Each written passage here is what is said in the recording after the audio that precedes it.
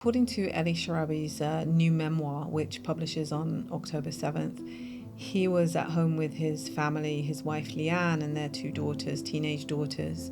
He recalls the terrorists coming into his house, separating the family, and him being marched off into Gaza. He talks us through the first month that he was there, him living with a family, moving from house to house, and then going back to the same family. So he was with them for quite a substantial amount of time. Different hostages being brought in and being with him, including Thai hostages who had been taken from the kibbutzim by Hamas. And then eventually, after the first prisoner release, he recounts being taken down into the tunnels.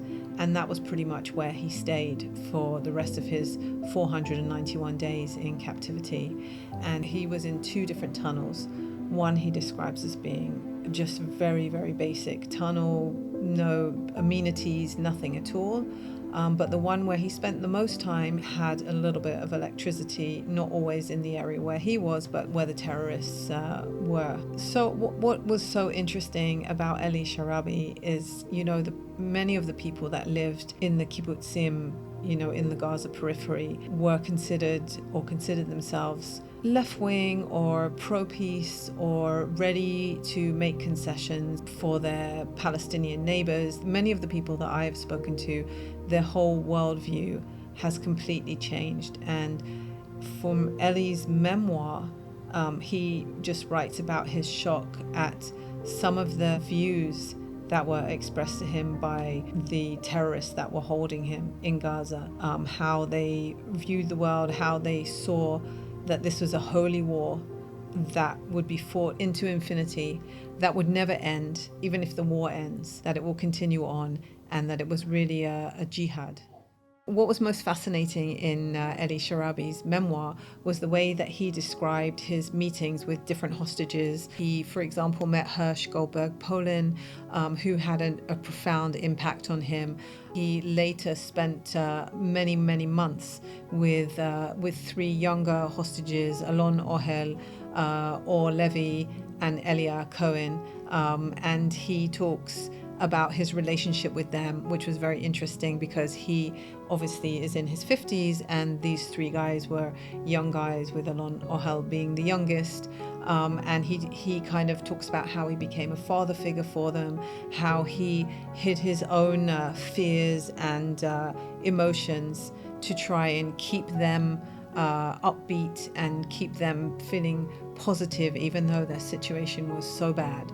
And he really tried to keep everyone organized, make sure they had a routine every day, and in that way help to keep them sane through this awful, terrifying experience.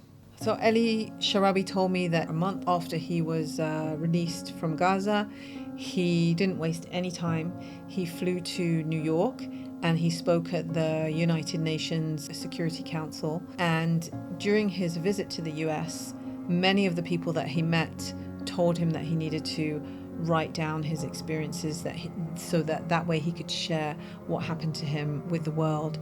And so he came back from that trip and immediately started writing everything down and putting it into a book format. Eli Sharabi talked a little bit about his family. It was very clear that it was a painful subject, and I was very interested to ask him if he knew while he was in captivity what happened to them. I mean, that was one of the big questions that I had when I saw him being released is we knew, the whole world knew this tragic story about him. We knew that his wife and his daughters had been murdered, and we knew that his brother had been killed in captivity. And in the book he confirms that he wasn't aware, and he was told that by the people that met him when he crossed into Israel. I asked him, how he's dealing with that, and he said that he doesn't want to spend the rest of his life crying, because too many people were there helping him, and he owes it to them to pull his life together. And obviously he's still in mourning, but he is also trying to pull himself together and get his life back together. I think for Eli Sharabi, it's not a question of hope. It's just has to happen. For many of the released hostages, or at least the ones that I have spoken to, the question is not about whether they have hope for the future. The issue is that they have to release the hostages. And I have just heard that from not just from the released hostages, but also from the survivors. This is an issue not just for the released hostages, not just for their families, not just for the survivors of October 7th.